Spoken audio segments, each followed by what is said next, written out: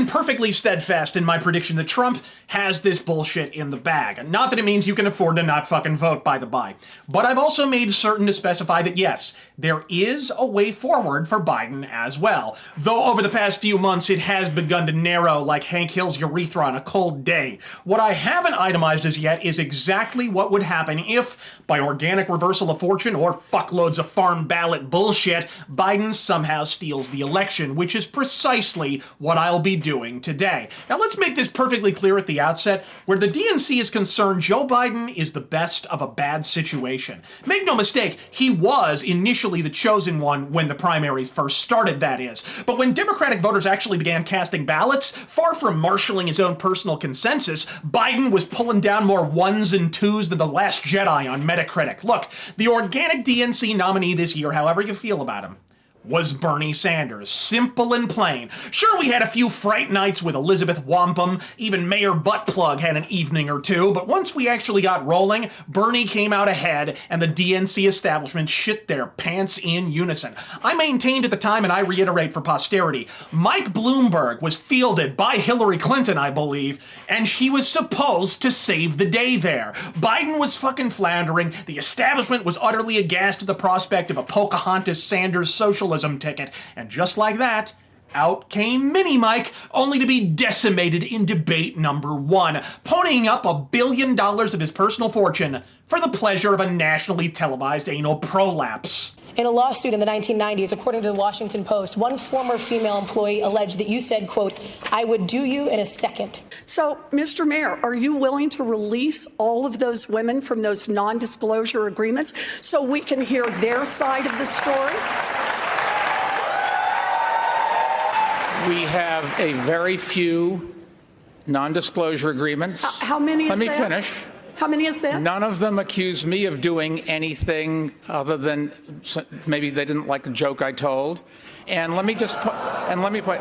Bloomberg proved to be $1 billion bust. Bernie took California, so I hope you understand the import that it was then and only then that anyone right of Trotsky was promptly paid the fuck off by the DNC, dropped out, throwing their support behind Palooka Joe, leaving the actively collapsing Joe Biden the unearned edge over Bernie Sanders. A screw job I frequently argued was even more blatant than the BS Hillary pulled in 2016, the aftermath of which is no small factor in fuckloads of black bloc Bolsheviks burning down buildings in every blue city in America, might I add. So here we are, the DNC attempting to steel itself behind a candidate who, in organic early primary voting, was lucky to pull 2 titty fucking percent on a given evening, to say nothing of the media unwittingly cataloging the most dramatic cognitive decline that didn't involve a kick to the head from a fucking horse. I just have one thing to say. Hang on here. All right.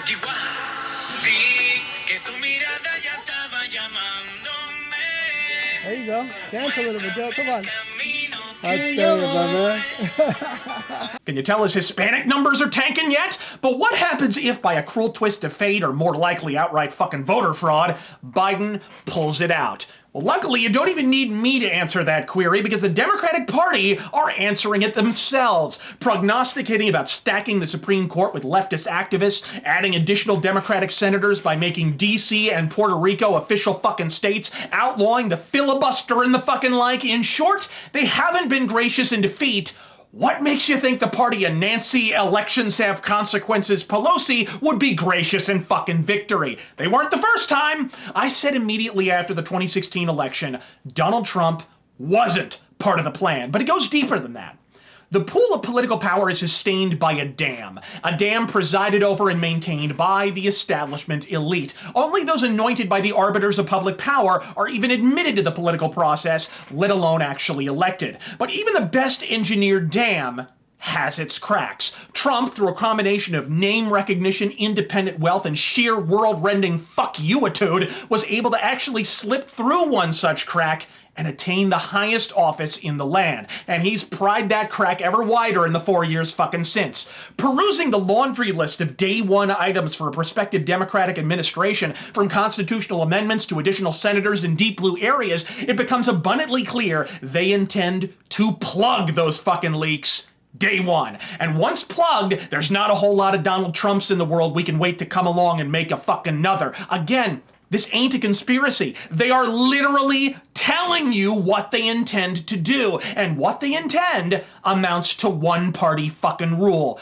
But Republicans still have the Senate, you say. You sure about that? Make no mistake. If Biden prevails in a hail of Alzheimer's slips and fucking voter fraud, the Biden bump likely flips the fucking Senate as well. Absent said theft, I think Trump takes it easy. Polls are all but useless in an age where the merest mention of a MAGA hat results in a hospital trip at best and a pine box with a complimentary 6-foot drop at worst. But there are other indicators of an omnipresent shift here. Historic spikes in gun sales, real estate in urban centers plummeting in price while U-Haul rentals skyrocket in neighboring red and purple states. It all leads to the unmistakable impression that the public is fitting to fucking do something, but they ain't exactly about to be chatty about it. And why would they? With BLM admitting their founders are, quote, trained Marxists, and some pinko in Portland outright assassinating a dude in the street for his Donald Trump support. Thus, with polls incapable of accurately assessing who's actually ahead or behind, the only utility they afford at present is to suggest which direction a candidate is currently moving in.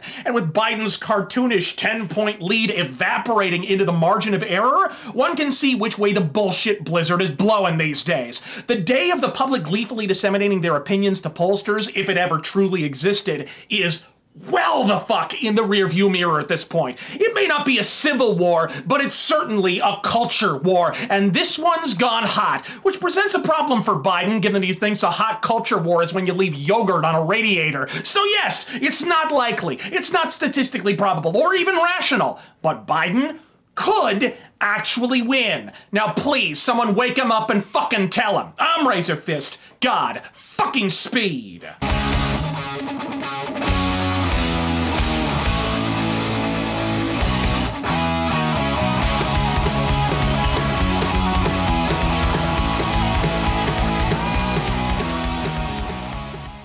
I just have one thing to say. Hang on here. Young